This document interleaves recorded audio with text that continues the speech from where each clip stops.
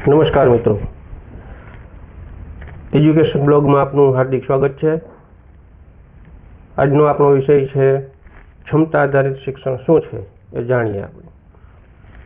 અહીંયા હું થોડો એડ થઈ જઈશ।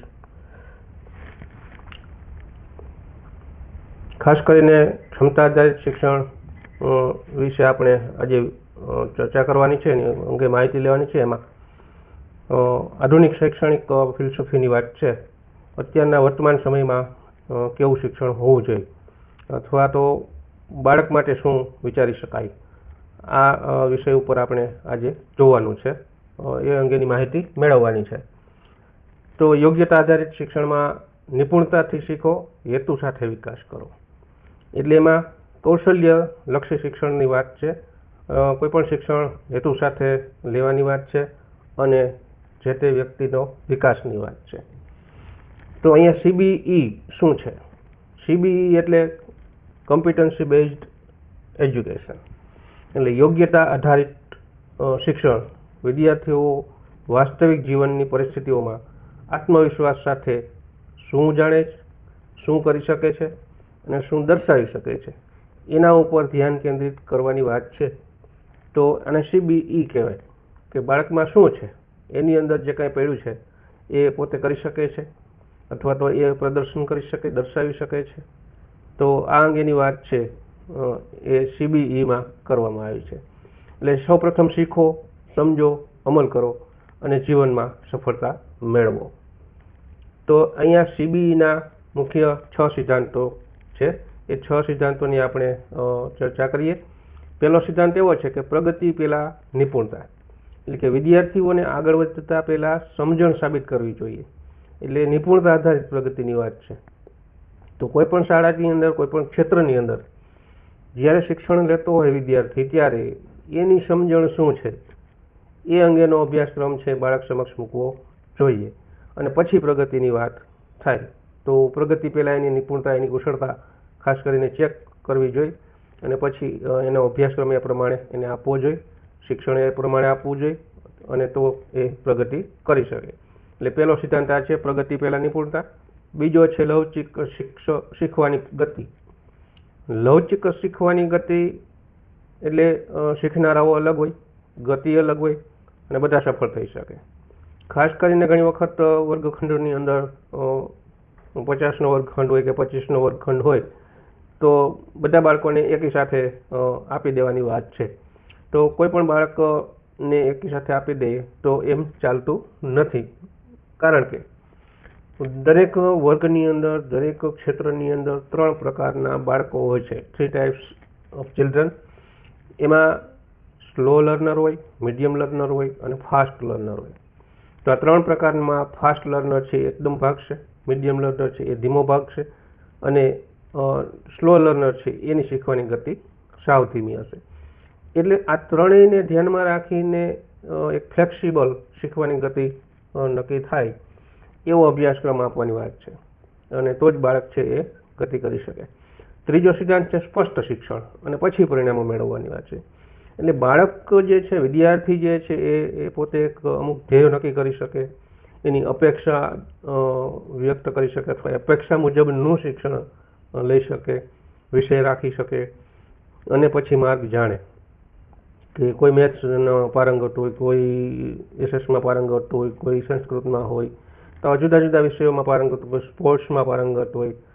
તો અહીંયા સામાન્ય રીતે પ્રાથમિકથી જ એક ફાઉન્ડેશનની જગ્યાએથી જ નક્કી કરવામાં આવે સ્પષ્ટ શિક્ષણ કઈ રીતનું આપવું, કારણ કે સ્પષ્ટ શિક્ષણ આપવાથી બાળક કેટલું સમજે છે એટલે એની સમજણ શક્તિને આધારિત અભ્યાસક્રમ ખાસ કરીને હોવો અનિવાર્ય છે અને ત્યાર પછી જ તે એપ્લિકેશન પર ધ્યાન કેન્દ્રિત કરી શકશે। એટલે સ્પષ્ટ શિક્ષણ આપવાની વાત CBEમાં ખાસ કરવામાં આવી છે। ચોથો સિદ્ધાંત છે વાસ્તવિક દુનિયા અને કુશળતા। તો વાસ્તવિક દુનિયા, બાળક જ્યારે ભણીને બહાર નીકળે છે, પોતાની એક લાયકાત પૂર્ણ કરી અને બહાર આવે છે, એક વાસ્તવિક દુનિયામાં આવે છે, ત્યારે વાસ્તવિક દુનિયામાં ઘણી બધી સમસ્યાઓ હોય છે અને એ સમસ્યાઓ ઉકેલવા માટેનું જ્ઞાન એ બાળકમાં હોવું અનિવાર્ય છે, ફરજિયાત છે। એટલે કોઈ ITIમાં ભણેલો બાળક હોય અને એમાં ટેકનિકલ બાબતો બધી પોતાના ક્ષેત્રમાંથી પારંગત થયેલો હોય અને પછી વાસ્તવિક ઇન્ડસ્ટ્રીઝમાં એને મૂકવામાં આવે અને ત્યાં એનું કૌશલ્ય અને પ્રદર્શન કાર્ય છે એ કરી ના શકે તો એ CBEના અભ્યાસક્રમની બહારની વાત છે. તો અહીંયા CBEના અભ્યાસક્રમ પ્રમાણે એને વાસ્તવિક દુનિયાનું જ્ઞાન ખાસ કરીને મળવું જોઈએ અને કુશળતા પ્રાપ્ત કરવી જોઈએ. તો એ પ્રકારનો અભ્યાસક્રમ ખાસ કરીને અત્યારે વર્તમાન સ્થિતિની અંદર આપવો અનિવાર્ય છે. 5મો સિદ્ધાંત છે સતત પ્રતિભાવ અને મૂલ્યાંકન. તો સતત બાળક અભ્યાસ કરતું હોય ત્યારે એનો સતત પ્રતિભાવ લેવો જોઈએ. શિક્ષકે સતત એની ઉપર વોચ રાખી એને યોગ્ય માર્ગદર્શન આપવું જોઈએ અને ધીમે ધીમે એને વિકાસની તકો મળવી જોઈએ. તો આ રીતનો અભ્યાસક્રમ હોવો જોઈએ.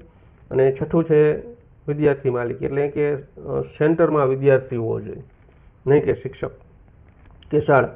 તો વિદ્યાર્થીને કેન્દ્રમાં રાખી અને એ કઈ રીતે શીખે છે અથવા એની શીખવાની યાત્રા છે એની પ્રગતિની જવાબદારી પોતે સંભાળી શકે એ રીતનું સર્જનાત્મક શિક્ષણ બાળકને આપવું જોઈએ. બાળક કંઈક સર્જન કરી શકે, પોતાની બુદ્ધિઓનો વિકાસ કરીને પ્રગતિ કરી શકે એ પ્રકારનું બાળકને કેન્દ્રમાં રાખી અને શિક્ષણ અભ્યાસક્રમ આપવો જોઈએ, અભ્યાસક્રમ તૈયાર કરવો જોઈએ. તો અહીંયા કુશળતા આધારિત શિક્ષણ અને ઉજ્જવળ ભવિષ્ય તરફ એક મજબૂત પગલું વિદ્યાર્થી બાળક ભરી શકે એવા અભ્યાસક્રમની વાત છે. તો આ CBEના મુખ્ય 6 સિદ્ધાંતો ઉપર અત્યારનો અભ્યાસક્રમ ખાસ કરીને હોવો અનિવાર્ય છે. આ CBEનું મહત્વ શું? કોમ્પિટન્સી બેઝ અભ્યાસક્રમ છે તો એનું મહત્વ શું? તો અહીંયા એના પણ 6 સ્ટેપ છે. તો વ્યક્તિલક્ષી શિક્ષણ એક તો પહેલી વાત છે કે વ્યક્તિલક્ષી શિક્ષણ ત્યારે જ શક્ય બને જ્યારે બાળક આપણે સમાજ દરેક બાળકને એ પોતાના મનગમતો વિષય રાખવાનો સ્કોપ મળે. તો NEP 2020માં આ જ વાત છે કે ગમે તે વિદ્યાર્થી છે તો ગમે તે પોતાનો ગમતો વિષય રાખી શકશે. તો અહીંયા વ્યક્તિગત શિક્ષણની વાત છે. CBEનું મહત્વ પહેલું આ છે કે કોમ્પિટન્સી બેઝ અભ્યાસક્રમની અંદર વ્યક્તિગત શિક્ષણ આપવામાં આવે એટલે દરેક વિદ્યાર્થીની ક્ષમતા, ગતિ, જરૂરિયાતો મુજબ શિક્ષણ મળે એવી વાત છે. તો એક વિદ્યાર્થી ઉપર તમે ધ્યાન ફોકસ કરી શકો તો વિદ્યાર્થી છે એ વાસ્તવિક દુનિયાની અંદર પણ સમસ્યાઓનું નિરાકરણ કરી શકે. પરંતુ એકી સાથે 25 વિદ્યાર્થીઓને જો ભણાવવામાં આવતા હોય તો 25માંથી 5 વિદ્યાર્થીઓ પણ નિપુણ થઈ શકતા નથી. એટલે અહીંયા વ્યક્તિગત શિક્ષણની વાત પણ કરવામાં આવી છે. મજબૂત સમજ એટલે કે એક જ વિદ્યાર્થીઓની ઉપર જો તમે ધ્યાન દેવામાં વધુ આવે તો એને આપવામાં આવતી કોઈ પણ વસ્તુ એ સારી રીતે યાદ રાખી શકે છે, એના વિષયોમાં પારંગત થઈ શકે છે, એ વિષયને સમજી શકે છે, લાંબા સમય સુધી યાદ રાખી શકે છે. એટલે કે પોતે ગ્રોથ સારો એવો કરી શકે છે. ત્રીજું છે કે વાસ્તવિક વિશ્વની તૈયારી, એટલે કે જે વસ્તુ શીખે છે બાળક અને શીખીને બહાર જાય છે ત્યારે એને વાસ્તવિક દુનિયાની ખબર હોતી નથી, પરંતુ વાસ્તવિક દુનિયાને ધ્યાનમાં રાખીને અભ્યાસક્રમની અંદર એ વસ્તુ સમાવવામાં આવે તો એ સારી રીતે અચીવમેન્ટ કરી શકે. તો શીખવામાં આવતા જ્ઞાનની વાસ્તવિક જીવનમાં ઉપયોગ બને અને ભવિષ્ય માટેની તૈયારી કરી શકે એવો અભ્યાસક્રમની અહીંયા વાત છે. એટલે CBEમાં આ મહત્વનું છે. પછી લર્નિંગ ગેપ્સ ઘટાડો, એટલે કે વિદ્યાર્થી જ્યાં સમજવામાં મુશ્કેલ હોય અથવા એને કન્ફ્યુઝન જ્યાં હોય એ કન્ફ્યુઝન કઈ રીતે દૂર કરી શકાય એની મદદ મળી શકે. એટલે આ લર્નિંગ ગેપ છે તો ઘટી શકે છે. પછી ઉચ્ચ વિદ્યાર્થી આત્મવિશ્વાસ, આપણે આગળ વાત કરીએ એમ 3 ટાઈપના વિદ્યાર્થી હોય છે. એમાં ઉચ્ચ વિદ્યાર્થી એનો વધુ આત્મવિશ્વાસ જાગે અથવા સ્લો લર્નર છે એમાં પણ નિપુણતા પ્રાપ્ત થાય અને આત્મવિશ્વાસ અને નવા પડકારોને સ્વીકારવા તૈયાર થાય એ પ્રકારનો અભ્યાસક્રમની અહીંયા વાત કરવામાં આવી છે. CBEમાં એ પ્રકારનો અભ્યાસ અનિવાર્ય છે. છેલ્લું, બહેતર કૌશલ્ય વિકાસ. બાળક એક વ્યક્તિગત શિક્ષણથી માંડી અને છેલ્લું બાળક જ્યારે એનો અભ્યાસક્રમ પૂર્ણ કરે છે ત્યારે એનામાં એક બહેતર કૌશલ્યનો વિકાસ થાય. એ આ પદ્ધતિ વિદ્યાર્થીના જુદા જુદા કૌશલ્યો જેમ કે વિચાર શક્તિ, સમસ્યા હલ કરવાની ક્ષમતા અને સહકાર નિક્ષતિ વિકાસ પામે છે. એટલે નિપુણતાથી શીખો અને આત્મવિશ્વાસથી આગળ વધવાની વાત CBEમાં ખાસ કરીને કહેવામાં આવી છે. એટલે આ CBEનું મહત્વ છે કે વ્યક્તિગત શિક્ષણ આપવાની વાત છે. તો જ મજબૂત સમજ મળી શકે, તો જ વાસ્તવિક દુનિયાથી વાકેફ થાય, એનામાં લર્નિંગ ગેપ્સનો જે ઘટાડો છે એ ઓછો થઈ શકે અને વિદ્યાર્થી પોતે આત્મવિશ્વાસ એનામાં વધે અને છેલ્લે એક સ્કિલ કૌશલ્ય છે એ કેળવી અને બહાર વાસ્તવિક દુનિયામાં જાય છે ત્યારે ઘણી બધી સમસ્યાઓ પોતે હલ કરી શકે છે। એ આખું આ અભ્યાસક્રમનું મહત્વ છે।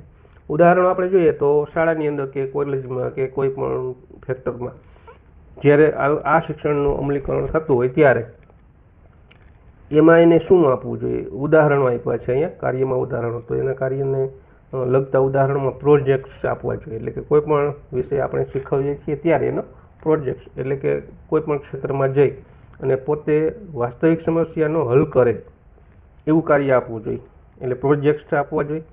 પ્રસ્તુતિ અને પ્રદર્શન કરી શકવો જોઈએ બાળક, એટલે બાળકને એવી પણ તક આપવાની છે કે પોતે પ્રસ્તુતિ પ્રેઝન્ટેશન કરે પોતાના કાર્યનું અને પ્રદર્શન કરે। પ્રદર્શન કાર્યોની અંદર માનો કે સંગીતમાં પારંગત છે તો એ પોતે સંગીત નું પ્રદર્શન કરે, એવા પ્રદર્શન કાર્યો કરે। હાથથી શીખવું, પ્રેક્ટિકલ હેન્ડ્સ ઓન લર્નિંગ, એટલે વિદ્યાર્થી જાતે પ્રયોગો કરે, બીજા વિદ્યાર્થીઓને પણ જાતે પ્રયોગો કરીને શીખવે, અને આખો પોર્ટફોલિયો જે પોતાનો પ્રગતિ કાર્ડ છે એમાં વૃદ્ધિ દર્શાવે। આ 5 ઉદાહરણો આપણી સમક્ષ મૂક્યા છે। ખૂબ જ સરસ ઉદાહરણો છે। આ રીતનું શિક્ષણ જો બાળકને મળે તો હું નથી માનતો કે બાળક છે એ કોઈ પણ કાર્યમાં પારંગત ન બની શકે। તો આ રીતનું CBE કાર્યમાં ઉદાહરણો છે। અહીંયા શિક્ષકની ભૂમિકા શું? તો શિક્ષકે શું કરવાનું છે? તો શિક્ષકે એક તો ફેસિલિટેટર બનવાનું છે। એટલે શિક્ષક છે શીખવાની પ્રક્રિયાને સરળ બનાવે અને બાળકની જરૂરિયાત જે છે એ જરૂરિયાત પૂર્ણ કરે, ફેસિલિટેટર બને, અમુક વસ્તુઓ ઉપલબ્ધ કરે। દાખલા તરીકે ચર્ચા, વિચાર વિમર્શ અને સહભાગિતાને પ્રોત્સાહન આપે। બાળકોને ચર્ચા કરવાની છે તો ચર્ચા કઈ રીતે કરવી, એમાં શું જરૂરી છે, વિચાર વિમર્શ કઈ રીતે કરવાનો છે, એકબીજા બાળકો વચ્ચે સહભાગિતા કેવી રીતે કેળવવાની છે, આ બધું જ ફેસિલિટેટર તરીકે ખાસ કરીને ભૂમિકા ભજવવાની છે। બીજું કોચ તરીકે, કોચનું કામ શું હોય છે? પ્રેરણા અને માર્ગદર્શન આપવાનું। તો શિક્ષકે વિદ્યાર્થીને પ્રેરણા અને માર્ગદર્શન આપવું અને એની ક્ષમતા બાળકની જે છે એ ઓછી હોય કે વધુ હોય તો એ ક્ષમતાનો વિકાસ કરવામાં મદદરૂપ થવાનું છે। ત્રીજું છે એનું માર્ગદર્શક તરીકે એને રસ્તો બતાવવાની વાત છે, એને યોગ્ય દિશા બતાવવાની વાત છે, અને પછી લક્ષ્યો નક્કી કરવામાં અને નિર્ણય લેવામાં માર્ગદર્શન આપવાની વાત છે। તો એક માર્ગદર્શક તરીકે પણ શિક્ષકની ભૂમિકા ભજવવાની છે। અને છેલ્લે મૂલ્યાંકનકાર, તો કોઈ પણ બાળક છે એ અધ્યયન કરે છે અથવા તો કોઈ પણ કાર્ય કરે છે તો એ કાર્યમાં એ બાળક ક્યાં છે એનું નિયમિત મૂલ્યાંકન કરવાની વાત છે, એની પ્રગતિ માપવાની વાત છે, અને પ્રતિસાદ આપી અને એનામાં જે કંઈ ખામીઓ, ક્ષતિઓ, ભૂલો છે એ સુધારવામાં મદદ કરવાનું છે। તો શિક્ષકની આ રીતે 4 વસ્તુ તરીકે ભૂમિકા ભજવવાની છે: ફેસિલિટેટર, કોચ, માર્ગદર્શક અને મૂલ્યાંકનકાર। તો CBEમાં શિક્ષકે આવું કાર્ય કરવાનું છે, નહીં કે એને પુસ્તકો ભણાવવાના છે। તો આ હતું CBE એટલે કે યોગ્યતા આધારિત શિક્ષણ। યોગ્યતા આધારિત શિક્ષણમાં આપણે બાળકને ક્યાંથી ક્યાં લઈ જવાનો છે, બાળક વાસ્તવિક દુનિયામાં શું કરી શકે, આ બધી આખી પ્રક્રિયા છે એ આપણે જાણી। તો આભાર। આ વિડીયો ગમ્યો હોય તો લાઈક કરો, શેર કરો, કોમેન્ટ કરો, તમારા મિત્રો સુધી શેર કરો, નવા હોય તો સબસ્ક્રાઈબ કરો। ફરી મળીશું નવા વિડીયો સાથે। ધન્યવાદ।